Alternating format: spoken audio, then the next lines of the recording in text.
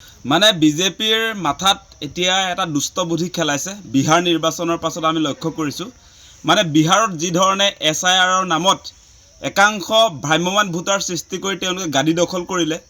মানে বিভিন্ন জেগাৰ পৰা আমি দেখিছোঁ গুৱাহাটীৰ বিহাৰী সম্প্ৰদায়ৰ মানুহে গুৱাহাটীতো ভোট দিছে, আপোনাৰ বিহাৰতো ভোট দিছে।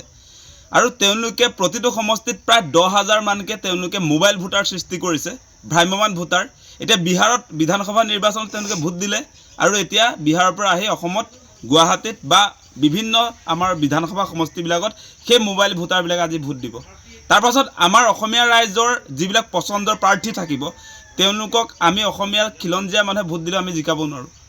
10,000 ভোটেই আপোনাৰ তেওঁলোকে যে এটা জেগাত দিব ন, ভোটটো দিব তেওঁলোকে বিজেপিক। মানে গোটেইটো বিজেপিয়ে তৈয়াৰ কৰা ভোটাৰ এইসকল।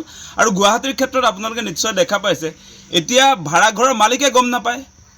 আপোনাৰ তেওঁলোকৰ ঘৰত যিবিলাকে ভাড়াত আছে, ভাড়াতীয়া মানুহে মালিকে গম নোপোৱাকৈ ভোটাধিকাৰ পাই গৈছে। এইটো কি হৈছে? নিৰ্বাচন আয়োগে কি কাম কৰিছে? সেই কথাটো আচৰিত ঘটনা ঘটিছে। কেৱল এটা পৰিয়ালত হোৱা নাই সেইটো, মানে মালিকবিলাক আজি আচৰিত হৈ গৈছে যে পৰিয়ালৰ মানুহে নজনাকৈ, ভাড়াতীয়াৰ মালিকে নজনাকৈ কেনেকৈ ভাড়াঘৰত আজিকালি সোমাইছেহে, লগে লগে তেওঁলোকে ভোটাৰ তালিকাত নাম তেওঁলোকৰ অন্তৰ্ভুক্ত হৈ গ'ল। সেইটো কেনেকুৱা ঘটনা ঘটিছে আজি আমি লক্ষ্য কৰিছোঁ এই গোটেই কাম কাজবিলাক মনিটৰিং কৰিছে বেপাৰী মন্ত্ৰী অশোক সিংঘালে।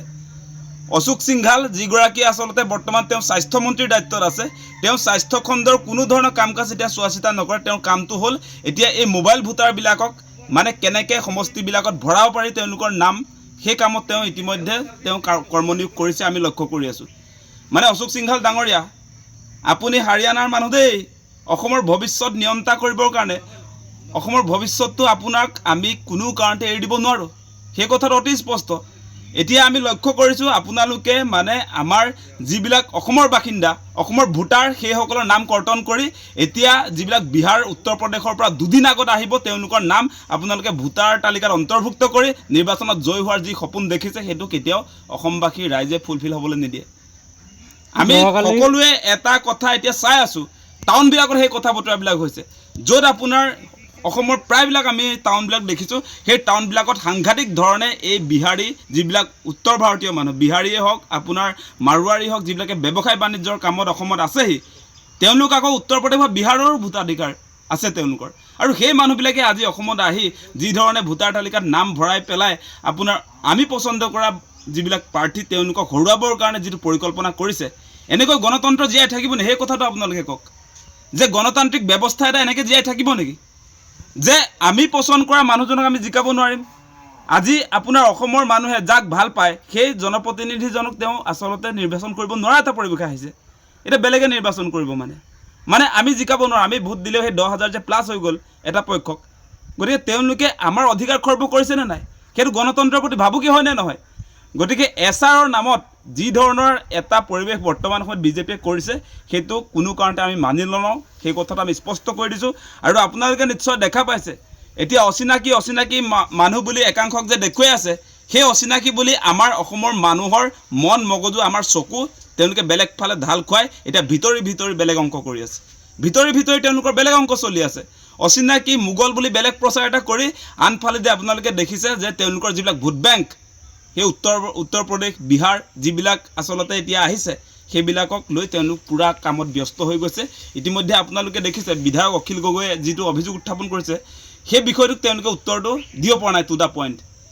তেওঁলোকে এতিয়া দেখিছে নাই, মানে অখিল গগৈ ডাঙৰীয়াই যিটো প্ৰশ্ন উত্থাপন কৰিছে যে জুম মিটিঙত সেই কথাটো আলোচনা হৈছে যে 10,000কে প্ৰতিটো সমষ্টিত তেওঁলোকৰ মানে বিজেপিক ভোট নিদিয়া মানুহ চিনাক্ত কৰি নাম কৰ্তনৰ ব্যৱস্থাপনা কৰিছে। আৰু সেইটোক লৈ যেতিয়া প্ৰশ্ন উত্থাপন হৈছে সেই প্ৰশ্নটোৰ উত্তৰ তেওঁলোকে নিদিয়ে, তাৰ পৰা সকলো মন্ত্ৰী বিধায়ক পলাব খোজে।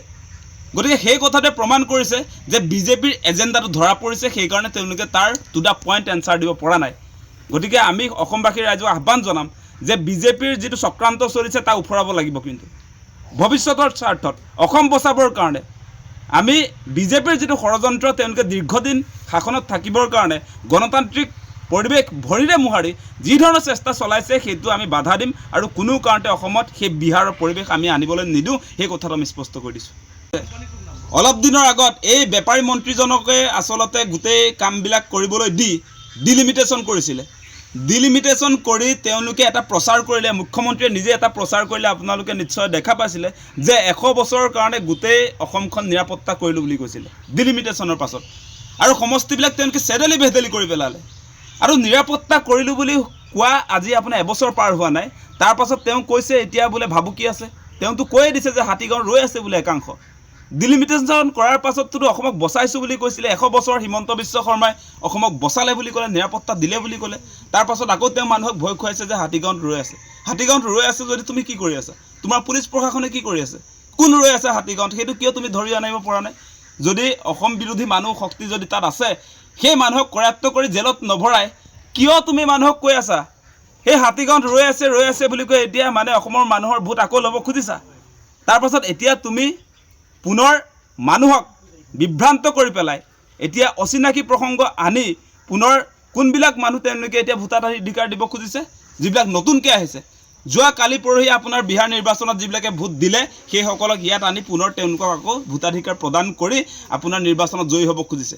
মানে নিৰ্বাচন আয়োগৰ কামটো কি হ'ব লাগে? নিৰ্বাচন আয়োগে কেনেকৈ এই কথা ক'ব পাৰে যে বিহাৰৰ পৰা বা উত্তৰ প্ৰদেশৰ পৰা বা ভাৰতৰ বিভিন্ন ৰাজ্যৰ পৰা যিবিলাকে আচলতে ইলেকশ্যনৰ দুদিন আগত, কেইদিনমানৰ আগত যদি আহি ইয়াত যদি নিৰ্বাচনত ভোট দিব খোজে তেতিয়াহ'লে ভোট দিব পাৰিব বুলি কেনেকৈ নিৰ্বাচন আয়োগে ক'ব পাৰে? মানে নিৰ্বাচন আয়োগ এতিয়া বিজেপিৰ হাতৰ পুতলা নেকি? মানে কি উদ্দেশ্যত তেওঁ সেই কথা ক'ব পাৰে? নিৰ্বাচন বিষয়াগৰাকীৰ কথা কৈছোঁ, যিগৰাকীয়ে আপোনাৰ গুৱাহাটীত প্ৰেছ কনফাৰেঞ্চ দিছে।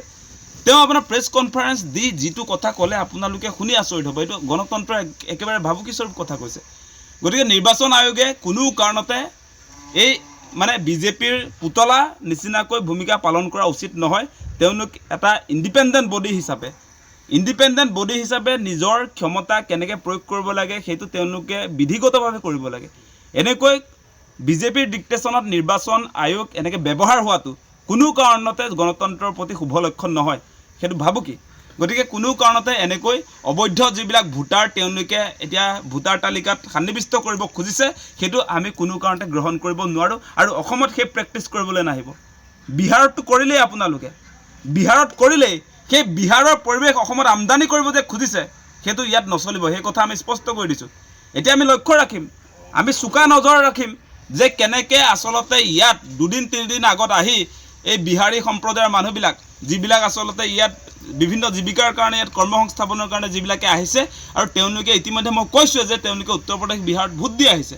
গতিকে তেওঁলোকক ইয়াত ভোটাধিকাৰ প্ৰদান কৰি আমাৰ ইয়াৰ লোকেল যিবিলাক মানুহ, আমাৰ স্থানীয় মানুহবিলাকৰ যি অধিকাৰ সেইটো খৰ্ব কৰিবলৈ তেওঁলোকক কেতিয়াও দিয়া নহয়, সেই কথা আমি স্পষ্ট কৰি দিছোঁ।